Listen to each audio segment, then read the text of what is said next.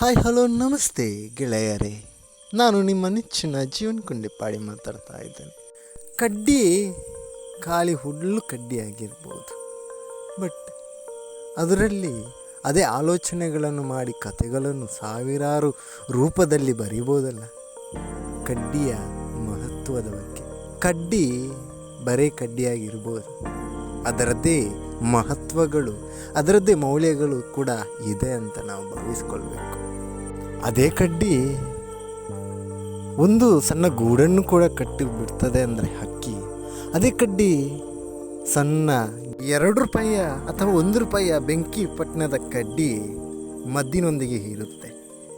ಆ ಪೆಟ್ಟಿಗೆಯ ಬದಿಯಲ್ಲಿ ಗೀರಿದರೆ ಬೆಂಕಿ ಹತ್ತುತ್ತೆ. ಆ ಕಡ್ಡಿ ಎಲ್ಲಿ ತನಕ ಉರಿಬೋದು? ನಮ್ಮ ಬೆರಳಿನ ತುದಿಯ ಕಡೆ ತನಕ ಉರಿಬೋದು ಅಷ್ಟೇ. ಆದರೆ ಕೆಲವೊಂದು ಕಡ್ಡಿಗಳಿದೆ ಅಲ್ವಾ, ನೋಡಕ್ಕೆ ಕಡ್ಡಿ ಥರನೇ ಉರ್ಕೊಳ್ತೆ. ಏನು ಮಾಡಲಿ, ಉರ್ಕೊಳ್ಳಿ ಬಿಡ್ಲಿ, ನಮಗೇನಂತೆ. ಎಲ್ಲಿ ತನಕ ಉರ್ಕೊಳ್ಬೋದು? ಬೆರಳ ತುದಿಯ ಆ ಕ್ಷಣಕ್ಕೆ ನೋವಾಗ್ತದೆ, ಬೆಂಕಿ ಕಿಡಿ ಇರುತ್ತೆ, ಬಿಟ್ಟು ಬಿಡ್ತದೆ ನಮ್ಮ ಬೆರಳಿನ ತುದಿಗಳು.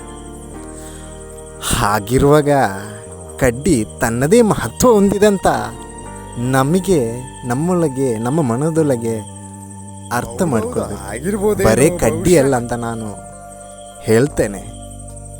ನಿಮಗೆ ಈ ಕತೆ ಅರ್ಥ ಆಗ್ಬೋದು, ಅಥವಾ ಈ ವಿಚಾರ ನಿಮಗೆ ಅರ್ಥ ಆಗಿರ್ಬೋದು ಅಂತ ನಾನು ಭಾವಿಸ್ತೇನೆ. ನನ್ನ ಈ ಮೊದಲ ಪ್ರಯತ್ನವಷ್ಟೇ, ಇದು ಮೊದಲ ಹೆಜ್ಜೆ. ಇಲ್ಲಿ ತನಕ ನಾಚಿಕೆ ಹೊಡೆದಿದ್ದೆ ಮಾರ ಕಥೆಯನ್ನು ಹೇಳಬೇಕು. ಎಂಥದ್ದು ಮಾರ, ನಾನು ಯಾವುದೇ ಪ್ರಿಪರೇಷನ್ ಹಿಡ್ಕೊಂಡು ಮಾಡ್ತಿಲ್ಲ. ಏನೋ ಮನಸ್ಸಿಗೆ ಬಂತು, ಹೇಳಿಬಿಟ್ಟೆ. ಇಷ್ಟ ಆದರೆ ನನ್ನ ಯೂಟ್ಯೂಬ್ ಚಾನಲ್ ಜೀವನ್ ಕುಂಡಿಪಾಡಿ ಅಂತ ಇದೆ, ಅಲ್ಲಿ ಸಬ್ಸ್ಕ್ರೈಬ್ ಅಂತ ಇದೆ, ಬೆಲ್ ಐಕಾನ್ ಅಂತ ಇದೆ, ಅದಕ್ಕೆ ಒತ್ಬಿಡಿ ಅಷ್ಟೇ.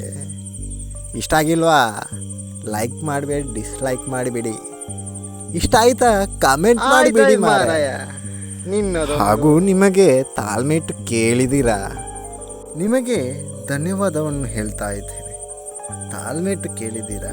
ಏನಾದರೂ ಲೋಪದೋಷಗಳಿದ್ದರೆ ಹೊಟ್ಟೆಗೆ ಹಾಕ್ಕೊಂಡು ಜೀರ್ಣ ಮಾಡ್ಕೊಳ್ಳಿ, ಆಯ್ತಾ? ತೇನೆ ಆಯ್ತಾ? ಇನ್ನೊಂದು ಕತೆ ಬರಿಬೇಕು, ಮನೆಯಲ್ಲಿ ಕಿರಿಕಿರಿ ಮಾರೆ. ಬರ್ತೇನೆ, ಇನ್ನೊಮ್ಮೆ ಸಿಗುವ. ಬರ್ತೇನೆ, ಹೊಸ ವಿಚಾರ ಇಟ್ಕೊಂಡು. ಆಯ್ತು ಆಯ್ತಾ? ಆಯ್ತು, ಬಾಯ್ ಬಾಯ್, ಧನ್ಯವಾದ. ಬರ್ತೇನೆ, ಬೇಜಾರು ಮಾಡಬೇಡಿ ಮಾರೆ. ಹೊಸ ಕತೆ ಹಿಡ್ಕೊಂಡು ಬರ್ತೀಯಲ್ವಾ? ಆಯ್ತು, ಏನು ಮಾಡ್ತೀನಿ ನೋಡು.